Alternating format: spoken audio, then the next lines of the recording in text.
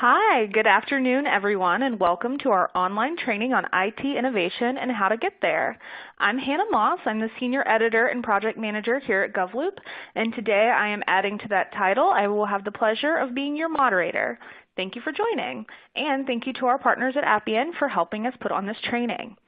So today, we're going to be talking about how to improve productivity for better citizen services.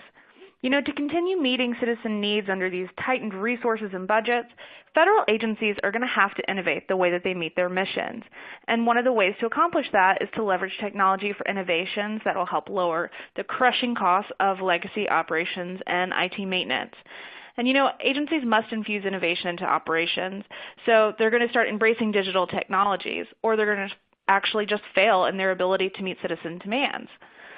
So that's all, you know, some doom and gloom, but the good news is we have some great experts here today. They're going to discuss why transformation is essential to improving agencies and the way they serve citizens, and they'll also give us some tips about how to do that and how to improve the user experience, provide a more tailored environment for the end users, and ultimately modernize some of those legacy applications. But before we dive into all of that, I do have a few housekeeping items to go over, so please bear with me.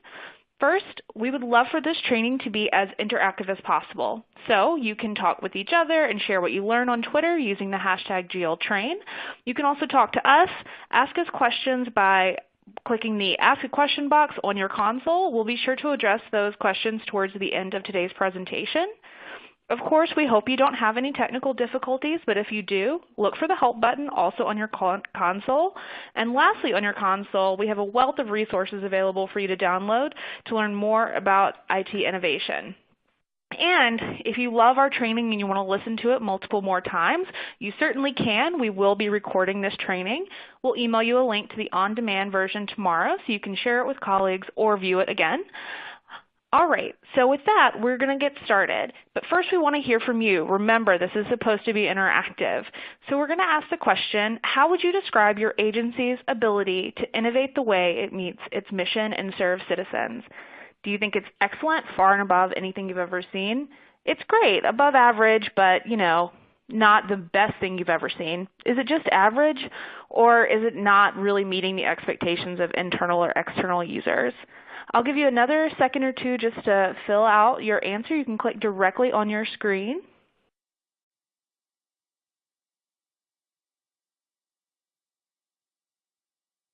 All right, and let's see what our audience is saying today.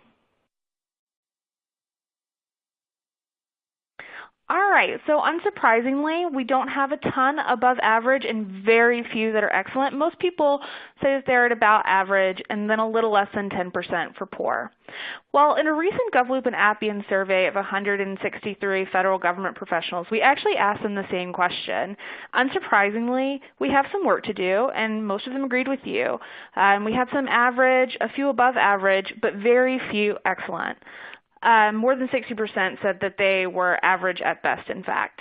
And part of that might come from not really understanding digital transformation, the exact thing we're talking about today. The definition really is broad. You can see from our next slide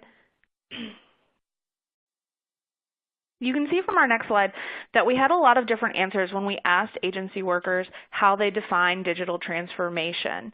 But there really was a common theme that did come from their responses. Public servants really define transformation as the appropriate use of technology that improves both operations while serving citizens better.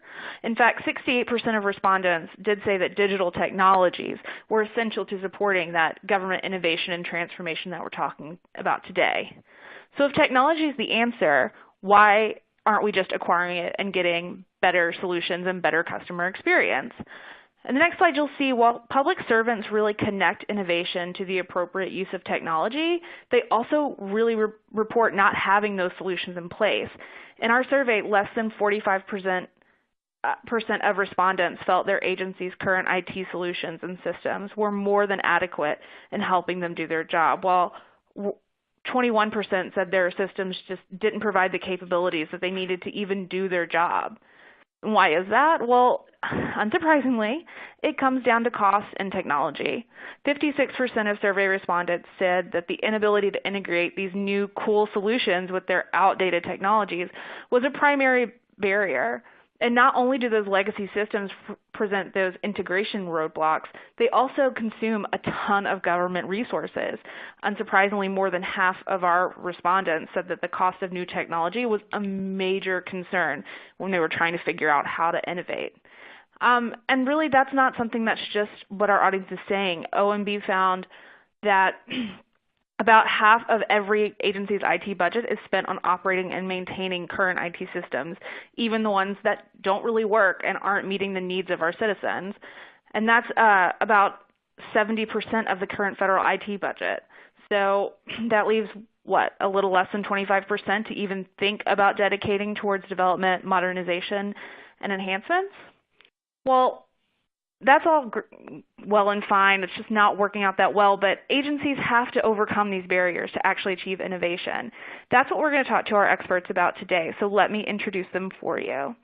Joining us today, we have Shashank Kundawal, who can definitely correct me if I got his name wrong. We practiced before the call, but we'll see. He is the acting director of cloud.gov. He spends most of his time thinking about how to increase cloud adoption within the federal government. Literally, his head is always in the cloud. And earlier at 18F, he co-led the digital transformation practice, and he worked on Every Kid in the Park, but obviously not at the same time. He would like to clarify.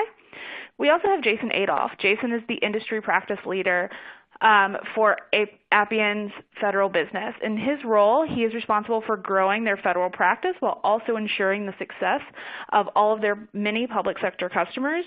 Previously, he served as an executive level director of shared services consulting and technical solutions at Serco. Well, thank them both for joining. And with that, I'm going to stop talking and let Shashank start talking about some of the solutions we're seeing to those problems we just presented.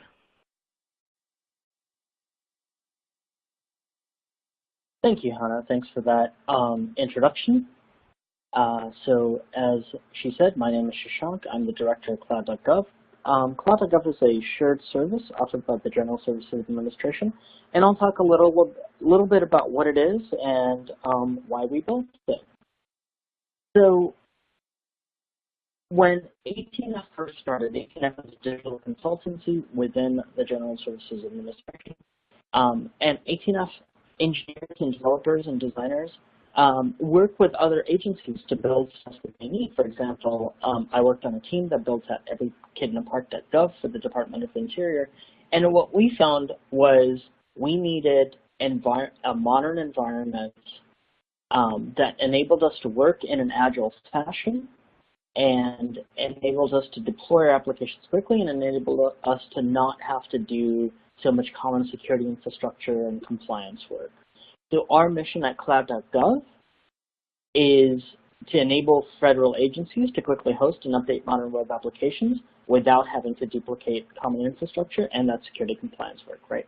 And so we first initially built cloud.gov to serve the internal 18F team and the work that they were doing, and then eventually when it was mature enough, we opened it up to the rest of the federal government, and I'll talk a little bit more about that. And so let's talk a little bit about some of the problems that government teams delivering services, delivering technology services encounter, right? And based on my perspective, what I see is we see a lot of redundant technical complexity across the federal government, right? Everyone is building similar and hardware stacks to launch their applications. They're also all going through lengthy security compliance processes, despite the fact that their systems are pretty similar, right? So what happens across the federal government is everyone's doing very similar things to run the applications they need. And then lastly, a lot of agencies need to use the cloud. They need to migrate their applications to the cloud. Often they do this for scalability and financial reasons. But what they're finding is they can't easily find cloud operations expertise, right? And I'll talk about how cloud.gov solves some of these problems. What you see on the right is basically a chart of the web traffic to irs.gov in 2016. This is just an example. And what you see there is you see two peaks. The first peak is at the beginning of the tax season. The second peak is at the end of the tax season. And what you're seeing is there's seasonal spikes in traffic, but at the rest of the time, irs.gov's traffic is pretty low to their website, right?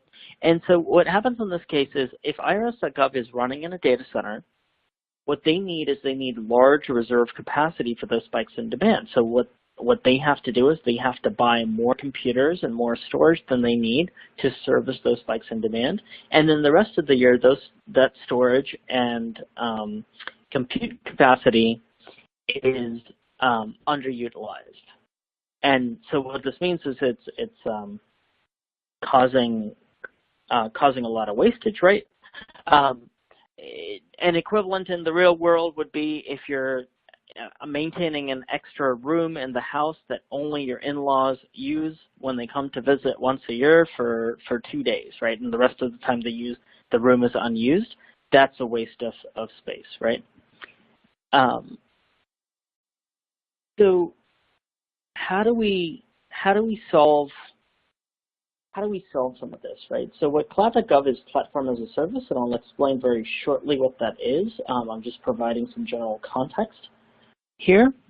And what Cloud.gov is it's Platform as a Service, and it's based on an open source technology called Cloud Foundry that we have customized and baked in federal security compliance on, and then we run this Platform as a Service on Amazon Web Services GovCloud, and I'll explain all of that very shortly. But first, let's talk about what Platform as a Service is, right? So if you're a federal agency and you want to run an application that is accessible over the web, to run that application, you need to run it on a set of servers with a lot of storage, but you have to build out that infrastructure. Right? If you're planning on running this application in your own data center, well, a data center is basically a very large, expensive building, right? That's the facility you see on the chart on the right. And then in this facility, right, so these are nuclear hardened buildings. It's not sort of a normal house or office building. You put in a bunch of hardware. That hardware needs to be refreshed every 5 years or every 3 years, depending on how quickly it becomes obsolete. Then on top of the hardware, you're going to build your platform. That's the application environment in which you run. And then on top of all of that, after having done all of that work, you're actually going to run the application you care about, right? So what's happening in this case is that an agency, for example, that wants to run an application is taking on a lot of work, and that's what you're seeing in the column on the left where everything is that salmon color. But that's a lot of work, right? And that's in the data center world. If you move to cloud computing, what that's called is infrastructure as a service, and what that means is basically you have compute on demand, just like you have electricity or water in your home on demand. And in that case, that facility, the building, and the hardware is owned by someone else. Two common major players in the space, for example, are Amazon Web Services and Microsoft Azure. They both maintain very large data centers with lots of hardware, and they lease that hardware to you that's accessible over the internet, right? And in this case, and this is where agencies first start when they first start wanting to go to the cloud, is they want to go straight to infrastructure as a service. But what happens in infrastructure as a service, for example, is that you still have to run that platform environment, right?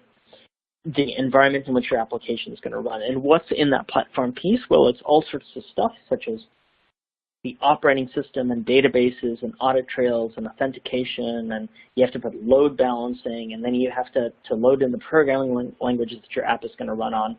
And then once you're done all that, which you have to secure and you have to maintain, you can then run your application, right? So you're doing a little bit less work in the infrastructure as a service model, but you're still doing a significant amount of work, right? So Platform as a Service, which is what Cloud.gov is it takes that platform piece and it makes it a service, right? And so in Cloud.gov, for example, we maintain that platform. We maintain that platform piece for agencies.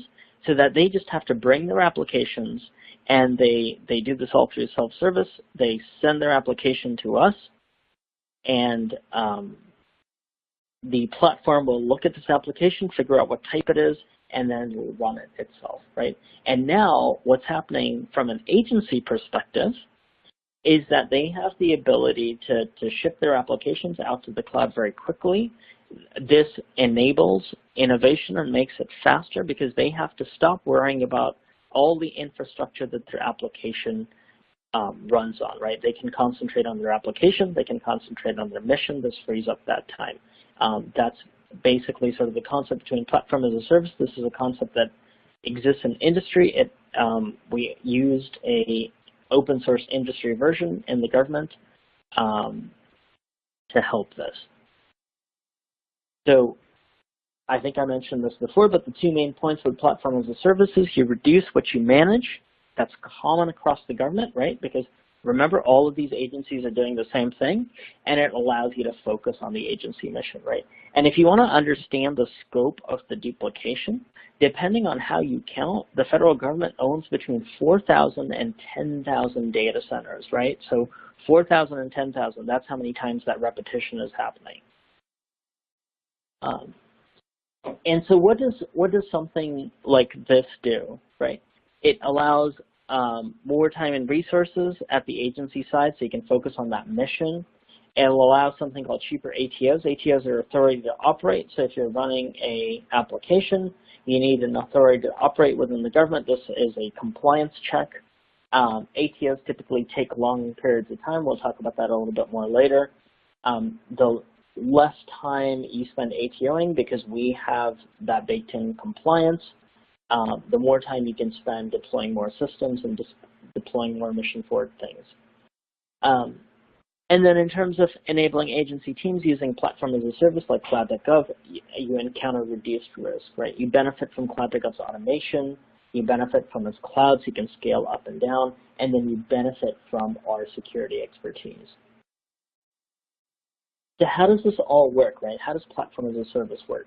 If you're familiar with Heroku in industry or OpenShift, those are both examples of platform as a service. There are other platforms as a service out there as well. They all work in similar ways.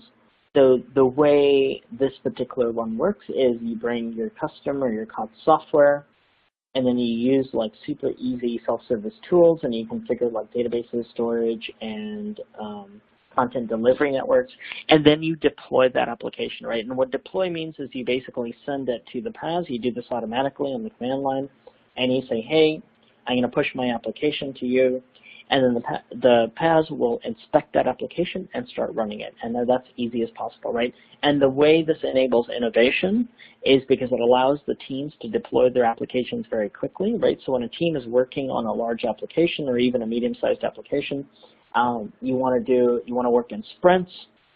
Sprints are usually like 2, 3, or 4 week chunks of time, and then you want to go from working software to working software. Having an environment that's as close to production as possible, where you can deploy your code and see it running, is a great benefit.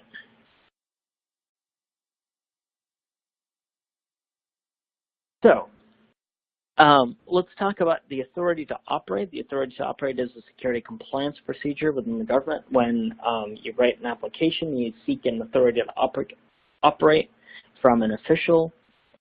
What cloud.gov has is there's a program called FedRAMP, and FedRAMP authorizes cloud service providers across the government, right? So we have a FedRAMP Joint Authorization Board provisional ATO at the moderate impact level. That means we can run moderate impact level applications.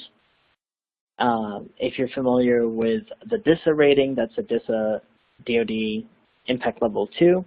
And what this means is when you're done writing your application and you're seeking this authority to operate, you're going to assess your own application instead of assessing the whole infrastructure that it lies on, which is what typically happens today. But in a platform as a service sense, you would assess your own application, you would review cloud.gov's authorization, and that means that you're going to get a faster ATO, right? And So ATOs are these processes that take a long amount of time. So for example, if I spent a month or 2 months writing my application, maybe I only spend a couple of weeks. Sometimes in agencies, it can take from anywhere from 9 to 24 months to get that authority to operate, right? Because it's this long, laborious compliance process. So making that faster means you get an idea to market faster, which means you can serve your mission need faster. So I'm going to get a little bit deeper into the compliance world. So if you're a FISMA moderate application in the government, there's roughly 325 security controls that you have to pay attention to. Cloud.gov handles 269 of those controls, right? So that means that 269 of these controls are something that, as a customer at Cloud.gov, for example, you don't have to worry about. You worry about 41 of the shared controls. Those are shared between Cloud.gov and the customer, and then only 15 of those controls are the customer responsibility alone. And those are things like whether you accept and verify PIV credentials for login in your application, that's something we can't help with, or whether you back up the data in your application, right? Again, something we can't help with. So 269 out of 325 is roughly 80%. 80% of the controls are handled by Cloud.gov, right? So in theory, your ATO is that much smaller because 80% of those controls are already handled by the platform you're operating on. For example, if you're running on infrastructure as a service, such as Amazon Web Services, you only inherit 54 of those controls. It turns out that we also inherit 54 of those controls, but we add in a lot of work on top of that. So let's talk a little bit about security, right? So the security is very, very important in the government. It's important to all the applications and infrastructure that we run. And here's a really important point, right? As a government agency, as you're modernizing, is to automate everything, right? Well, we never deploy anything on cloud.gov without it having sort of, I call this relentless automation, which means everything is automated, which means we can constantly deploy improvements to the platform, right? And so this is the same for agencies as they're modernizing their web applications and stuff by using continuous integration, continuous deployment. You can deploy constantly throughout using your automation, and that means that things are up to date very quickly. So for example, with cloud.gov, if there's a commonly known vulnerability in sort of an upstream piece of software that we use, we will deploy a patch to that CVE in 12 to 24 hours. That's actually pretty lightning fast. A good CIO shop in the government will typically patch those vulnerabilities in 7 days. The average for the government is 31 days, right? So because of this automation, we're able to do this much, much faster. And then, of course, we undergo third-party annual audits to ensure that we're meeting the full range of moderate controls. So one of the things that cloud.gov does is we use plain language configuration, and that makes it harder to make mistakes. One of the things we found is that if your security configurations are very complicated, they're expressed in a complicated language or manner, then it's easier to make simple errors that you could overlook. By providing plain language configuration, we're making it harder to make mistakes. We also implement the right defaults, right? And this is one of those things that's important for innovation, right? Make it easy to do the right thing. And so on cloud.gov, if you use cloud.gov, for example, it's easy to do the right thing, right? It's easy to do HTTPS. Everything is encrypted at rest. And that's there by default. It's not something you have to configure. One of the things that's also important is to consider using platforms that reduce vendor lock-in. We use an open source piece of software called Cloud Foundry. Cloud Foundry is something that's developed by a bunch of industry folks. such as Pivotal and IBM and other large industries or other large companies are contributors, which means that applications that work with Cloud.gov also work with other industry Cloud Foundry providers, right? And this is important in any sort of software as a service or any platform that you pick, is the ability to have that portability. And then if you're using something like platform as a service, you also abstract the underlying infrastructure as a service, right, provider.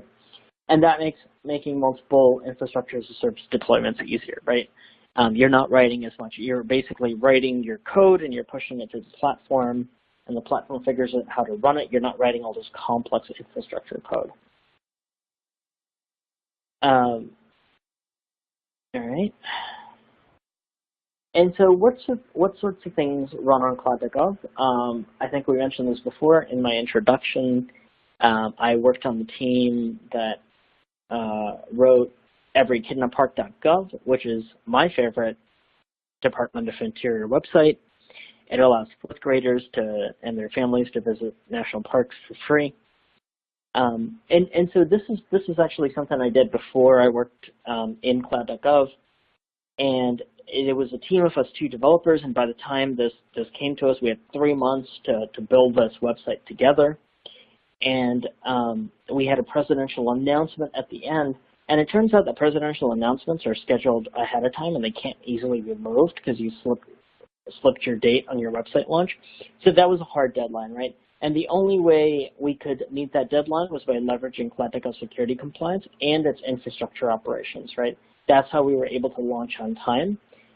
If we had to do our own infrastructure, it would not have been possible. So Every Kid in a Park was a very early customer of Cloud.gov.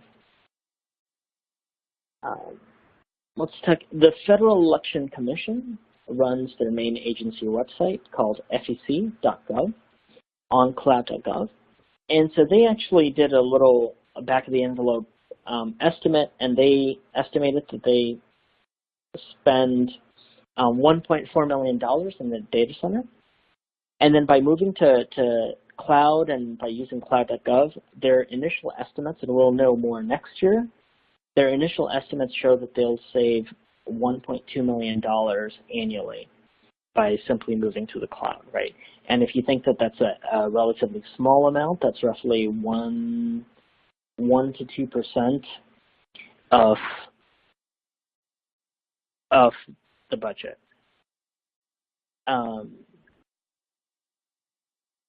And so that's a big deal, right? And so we have a variety of customers.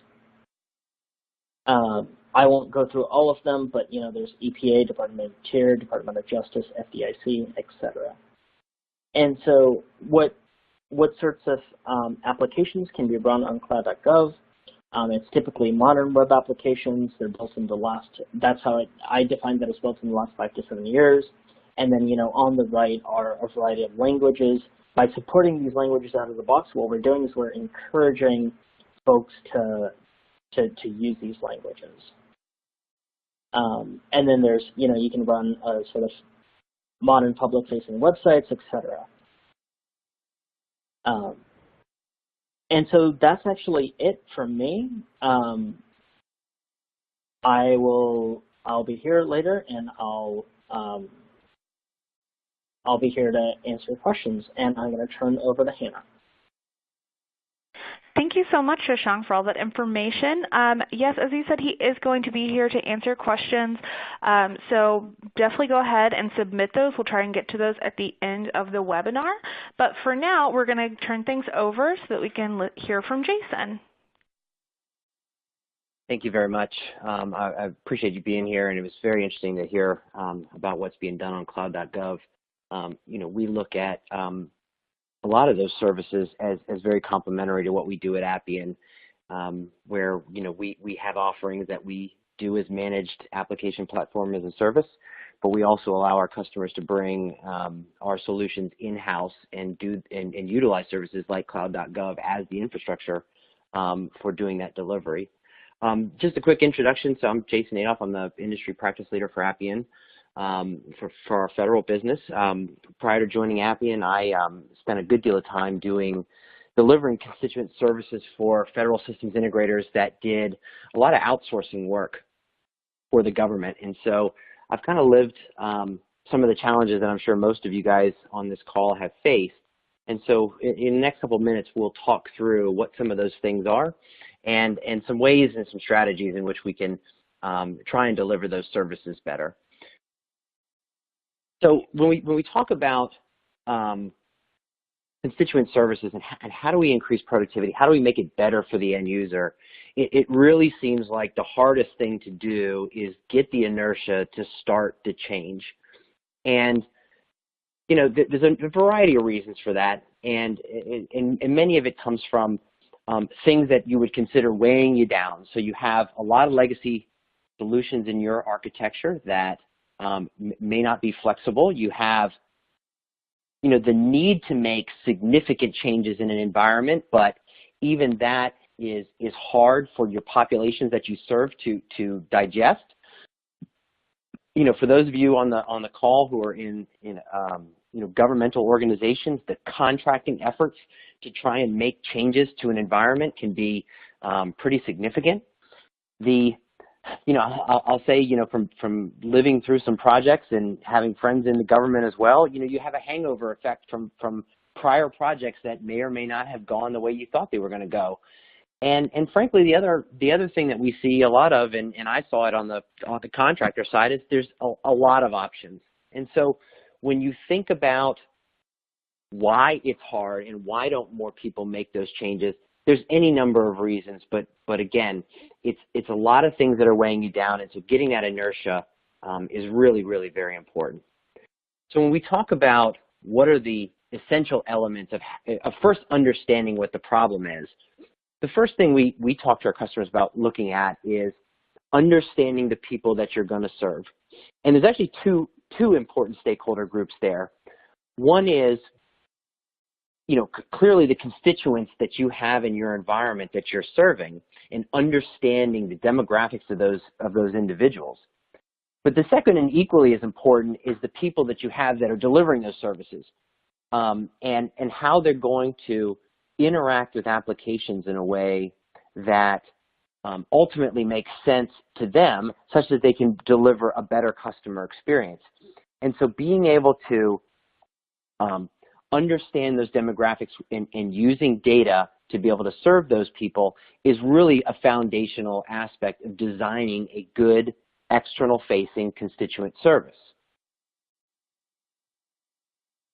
The other aspect, another aspect of delivering those services is understanding your processes.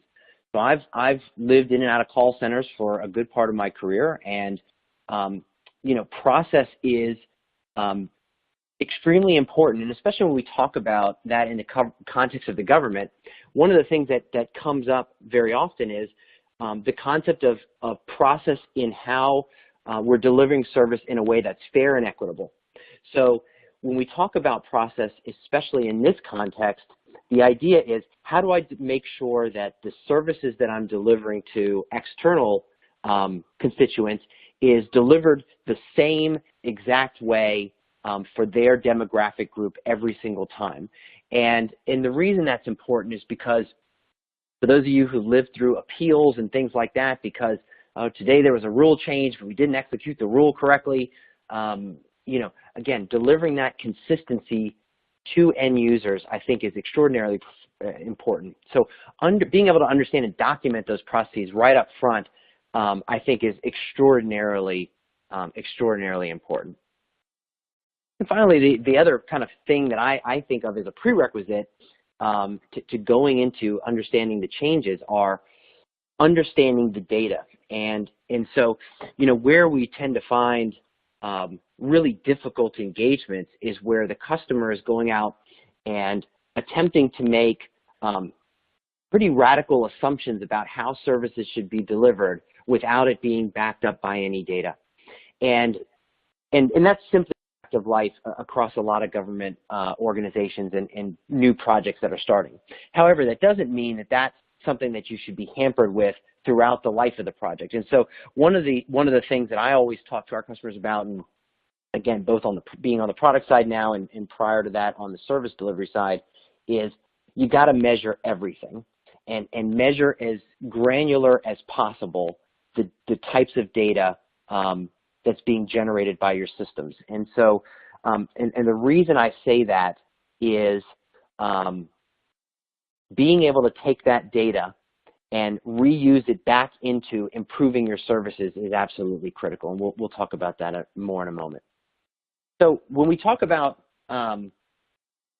in Appian, kind of our premise and how we've kind of viewed these types of problems, we look at it in the context of the fact that software is eating the world. Now, we didn't come up with this quote. This has been around for some time, but when you think about it, for organizations that are delivering end constituent services, you can't any longer just think in the context of manual service delivery.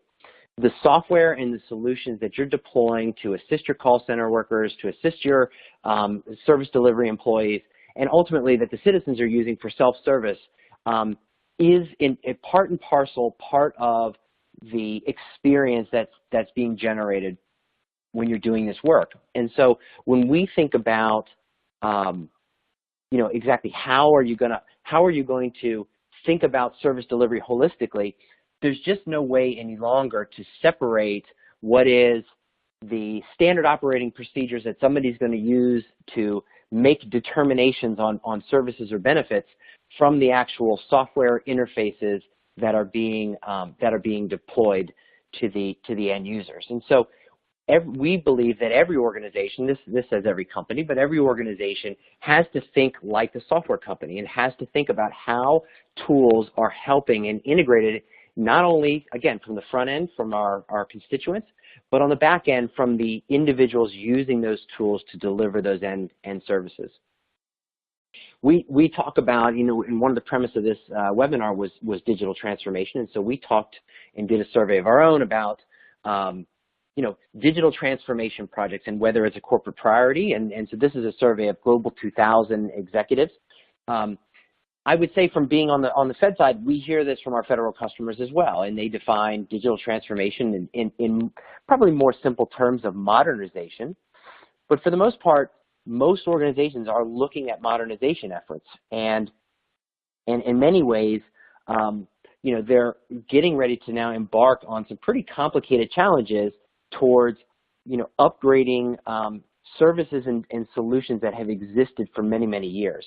I think what you're seeing now is the true realization that with the rise of mobile services and the ability for certain demographics to interact with mobile, that's really been a catalyst for a lot of these projects in the citizen services area.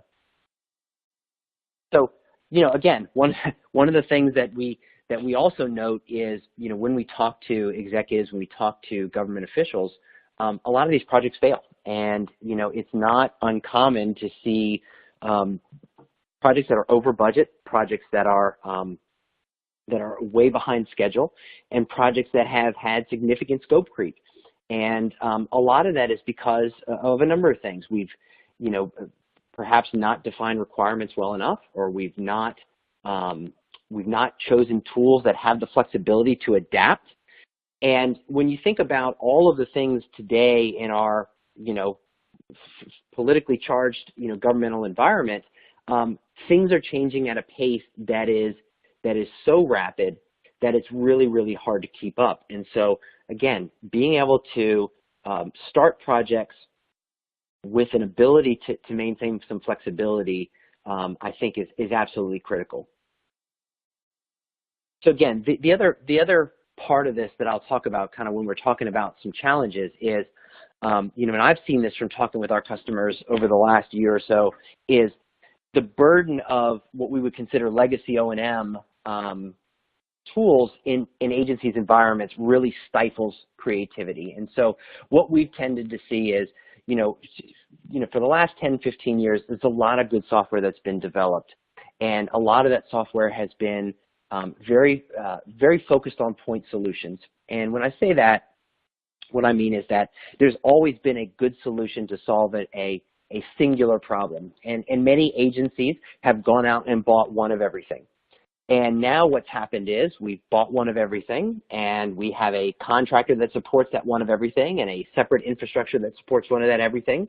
And where we've been left is in a situation where we've got so much stuff just to keep the lights on that any dollars that we would want to go to things like development, modernization, enhancement are really getting totally sucked up into just keeping the lights on for specific tools. And so what I think has happened now with platform as a service, and specifically with Appian, what we call application platform as a service, is that we now have a more mature set of tools, which I'll kind of describe a little bit further down in the presentation, that can meet a variety of needs at the level that used to require point solutions.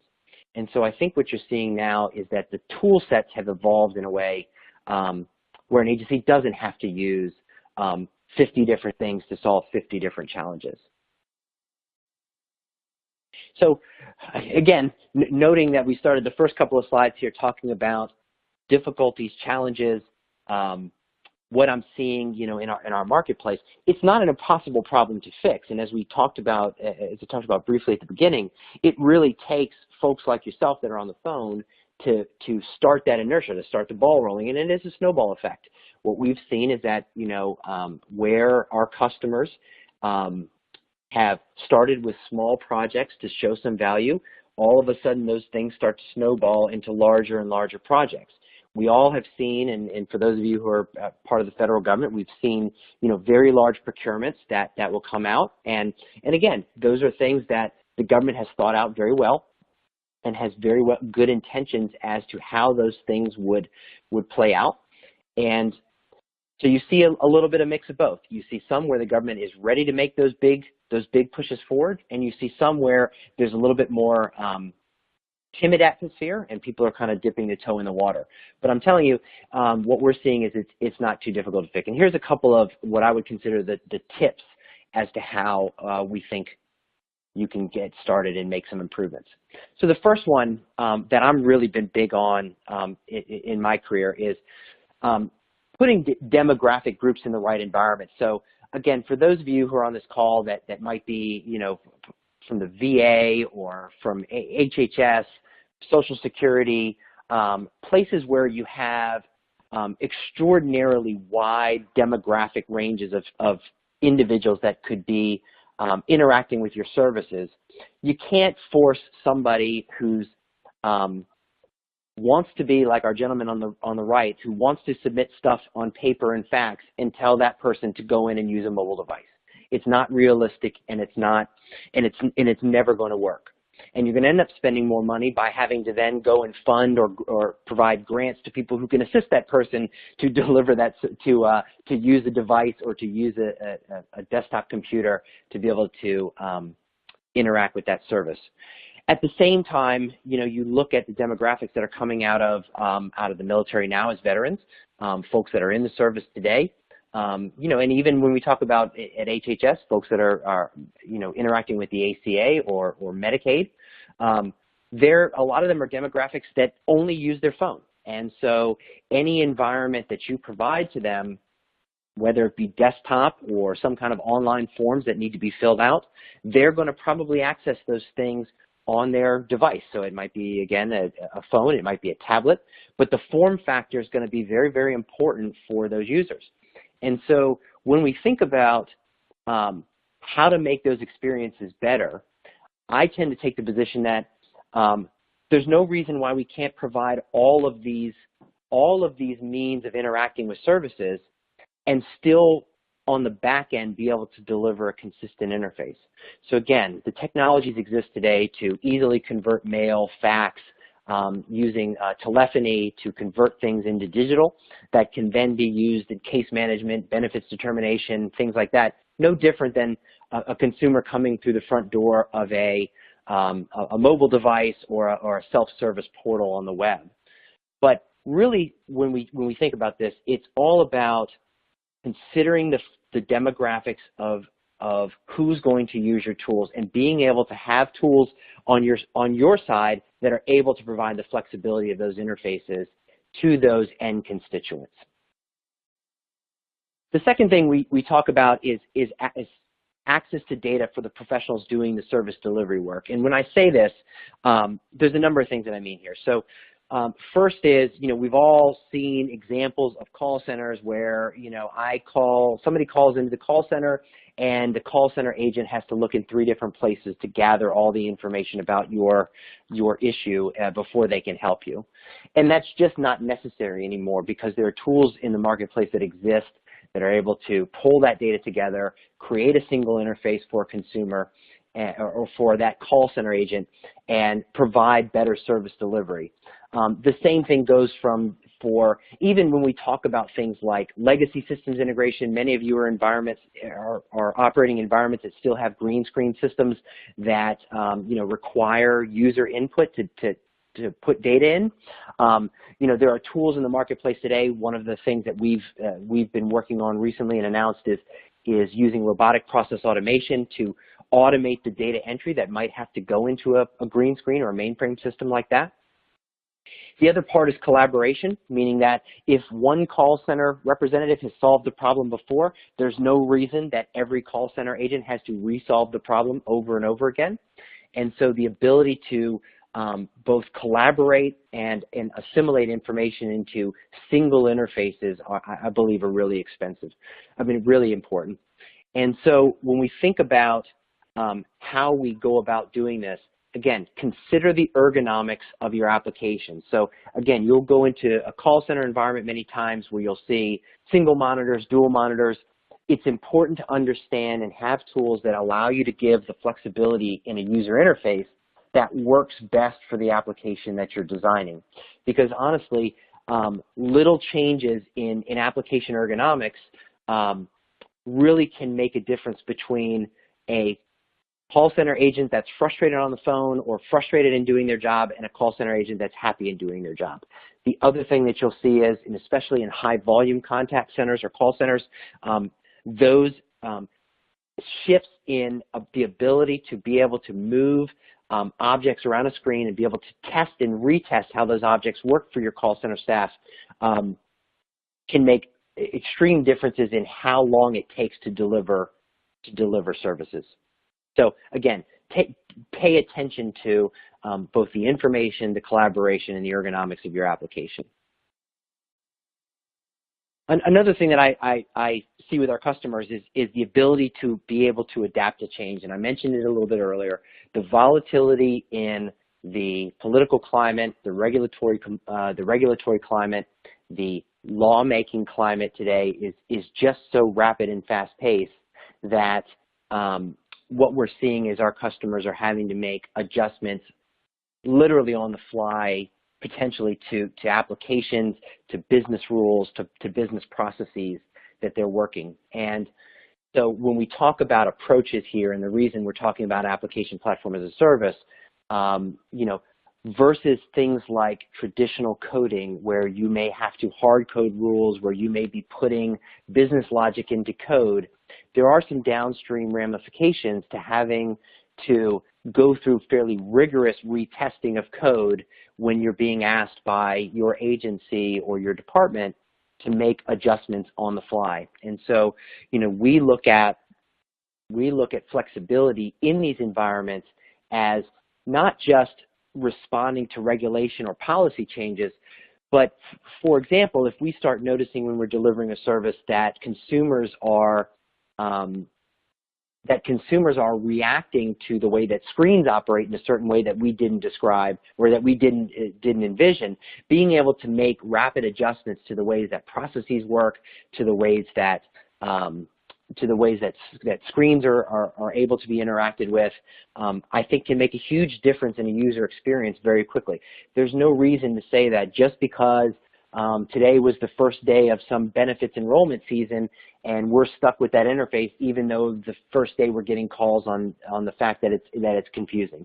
Those things can be changed very, very rapidly, and I think that's one of the things that we're working with our customers to design applications in a way that promote that type of flexibility.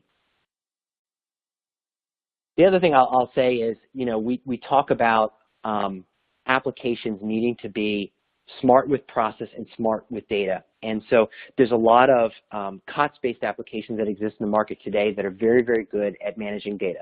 And there's a lot of tools in the market that are very, very good at managing business process. What you should be looking for in application platform as a service for solutions is tools that are good at both. And the reason is pretty simple. When we talk about business process, it's important to understand business process in context of data. And when we can have processes that are context aware, understanding that person one is different than person two, all of a sudden we can create experiences for those constituents that are better tailored for their needs without creating solutions that are so overly complicated that they're expensive to maintain. And so we need to think about, as I mentioned earlier, what are we going to measure, and then how are we going to use those measurements in delivering the services through the business processes that we enact in our tools. And so again, when as a thing to think about when you're looking at these, again, looking for tools that are able to pull that information in that makes it easy for your call center agents, your contact center or solutions delivery folks to be able to have access, but at the same time giving you that flexibility of process in context of the information that you're providing. You know, the last kind of tips slide here really focuses on the fact that what we're really trying to do in all of this is for both the constituent and for the government or the constituent-facing agency or organization is, we're trying to make the decision process routine. We want to make rules that are understandable. We want to make the process repeatable, and we want to automate where we can. And so when you think about it, the purpose of this slide is to think about when you're looking at your business processes and you're looking at the employees that are delivering those services, think about where they're spending their time. If they're spending their time on things that could be automated or that a computer could do, they're spending time on things that are not value added to the process. As you guys, you know, everybody here knows, as services get more and more complicated, as benefits get more and more complicated from a rules perspective and a determination perspective, more and more edge cases appear, and we want our workers using their brain power to solve more complicated edge cases versus the kind of happy path things that are going through. So really think about where you're spending your time. Just from a pure kind of educational standpoint, I'd be remiss in kind of not talking about the history here of how we got to what we consider application platform as a service today. I've been doing this for quite some time, and so in the past, you know, we started off, and this is probably, you know, early 2000s to mid 2000s. We talked about what was the paperless office and doing forms automation, and that was supposed to make things better, you know, for the end consumer. Instead of having to mail something in, all of a sudden we might give them a web form that they could submit, and on the back end, that form wouldn't have to be data entered into another database. So that was a productivity enhancer. When we thought about kind of phase two where we went through, and you're really thinking kind of mid 2000s through about probably 2010 and 11, it was really about offering structured business process suites. And so the tools that were available to develop applications were really based on structuring business processes in workflows that would allow the forms to come in the door and then be routed and approved through some series of cases. When we started to mature that in the early 2010s through probably about the mid part of this decade, you really were talking about dynamic and adaptive case management. So instead of everything having to be fully structured when we were building applications, we were allowing users to choose their own adventure and be able to determine the paths that cases could travel in real time. And now what I think you've seen is kind of the collection of all those in the modernization of those tools into what we consider and what Appian would consider a application development suite, where all of the tools required to create both structured and unstructured applications are now being deployed onto a common platform with shared infrastructure. So when we talk about being able to solve a variety of problems. It's no longer just I can either solve a process problem or a case problem.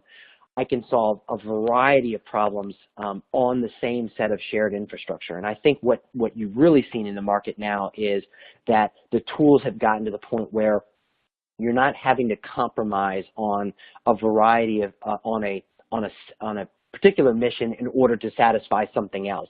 These tools now are at a maturity level that they really are very good at addressing a pretty wide variety of missions. And finally, my last slide here is, you know, the last point I'll make is that business and IT have to work together. You know, where we see things like this fail when we do big modernization efforts for services is somebody does requirements, they hand it to somebody, and 6 to 8 months later we see some result that nobody's seen before. And all of a sudden you have a contact center full of people that are going to have to go in and use a new system that they've had no input on. You know, suffice to say, agile development is absolutely critical, and being able to use tools that allow for rapid development really will give you a leg up and allow stakeholders to be involved early and often. And frankly, when you have your stakeholders involved early and often, ultimately you're going to end up with a better first product, because people will have expected that change and people will have been a part of that change, and therefore you're going to end up with folks that are ready for it, versus all of a sudden we pop up with something that neither the constituents have seen or your internal users have seen other than a training. So really take that to heart and look for tools that can do rapid prototyping, rapid UATs. That's absolutely critical. So I'm going to turn it back over now, and I really appreciate your time. Again, you guys can find me on LinkedIn if you'd like to chat further. Great. Thank you so much, Jason. We do have a couple minutes left, so we're going to try and go through a few of the questions that have come in. But as Jason said, you can always connect with him online as well. But first, actually, I have a question for Shashank. So Jason kind of went over a few tips for how to get the most out of your application platform as a service, how to actually, you know, generate the results that you're hoping to get. But I was wondering if you had any tips for anyone, you know, coming to cloud.gov, trying to get those applications, those platform as a services, about how to take those back to their agency and actually, you know, reap the results that they're hoping to achieve. We've had a couple of people in our audience ask, you know, how are we expected to do this if we don't really have the training for our IT personnel in place to use this sort of technology? So any tips that you have there, Shashank? Yeah, so one of the nice things with cloud.gov is because it is based on open source software, there's online training available through the Cloud Foundry Foundation. Some of that is free. There's also, you can become a Cloud Foundry certified developer. That's a program that you can send your IT staff to. And then shameless plug, you know, cloud.gov also holds periodic trainings. Our next one is September 28th. You know, if you reach out to me, I can talk more about that. And so, you know, by using standard industry tools, there is training available out there. It's a case of sort of like working with your agency to get sent to those trainings, go through the workshops, and then work on small projects, right? Like work on something small. In cloud.gov's case, for example, one of the things we do is we offer free sandbox accounts to folks with federal government email addresses. And so you can get your own cloud.gov account, and it doesn't cost anything. You can try stuff out, right? There's some instructions. People have tutorials and stuff online. I hope that answers your question. No, that definitely does. Thank you so much. And we have time for about one more question. And Jason, this one is for you. Like I said, you did mention a couple of different, you know, tips and tricks to get started and make the most out of what you're doing. But if you had to offer, you know, one piece of advice for people that are just getting started, that are really unfamiliar with this sort of technology, but hoping to start, you know, really investing in IT innovation, what would that one tip be? try it and try it and put the money where the mouth is what I like to say. Is, you know, as Shashank mentioned, they have, you know, cloud trials and free trials that allow people to get their hands dirty. We do the same thing. You can go on Appian.com. You can get a free cloud trial. We have, you know, pre-built applications that allow you to tinker and kind of shows you how we view development. If you allow bureaucracy to stop you or to kind of hold you back and try and go through, you know, a million machinations to get to a bunch of people agreeing to take a look at something, it'll never happen. And sometimes having the initiative to go out and take a look, try it for yourself, try it on something small, I think is really the first step. What we have seen is that we've got customers that will come on our cloud trial site. They will build some application on the cloud trial site, and then if they choose to you know, become a customer after that, they can take that application and they've already got something that they can start with. So again, I think it's all about inertia. You've got to start somewhere, and you've got to take kind of the first step into making that, and into, you know, making the change. And again, I think we are trying to make it as easy as possible for somebody to give it a shot. Absolutely, that makes sense. Well, thank you so much. Unfortunately, that is all the time we have today. Shashank and Jason, thank you so much for joining us today. Our goal with these trainings is, of course, to help you do your job better. We really appreciate and value the work that all of you public servants do every day. So thanks for taking the time out of your busy schedules to join us. On behalf of Shashank, Jason, and myself, I hope you enjoyed our online training, and a special thanks to Appian for helping us put it on. Enjoy the rest of your afternoon, and we will see you at the next GovLoop training.